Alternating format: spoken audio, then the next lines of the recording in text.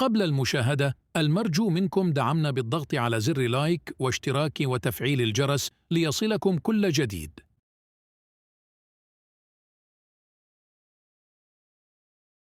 ودع منتخب المغرب كأس إفريقيا 2023 من دور ال16 عقب الخسارة أمام جنوب إفريقيا ب2-0، وكان منتخب المغرب الأقرب للتسجيل في الشوط الأول بعدما ضاع لاعبوه 3 فرص حقيقية تناوب على تضييعها كل من أمين عدلي وسليم أملاح. وفي بداية الشوط الثاني دخل المغرب بضغط كبير من أجل تسجيل الهدف، لكن لم يتأتى له ذلك قبل أن يتفاجأ في غفلة بهدف لمنتخب جنوب إفريقيا في الدقيقة 57 عن طريق اللاعب ماكوبا. حاول المغرب العودة في المباراة ونجح في الحصول على ركلة جزاء، لم ينجح حكيمي في تحويلها لهدف قبل أن يحصل لاعب منتخب المغرب سفيان أمرابط على بطاقة حمراء بعد تدخله على موكوينا، لينجح هذا الأخير في تسجيل الهدف الثاني للبافانا من ركلة حرة مباشرة عند الدقيقة 94 ليرمي بالمغرب خارج البطولة.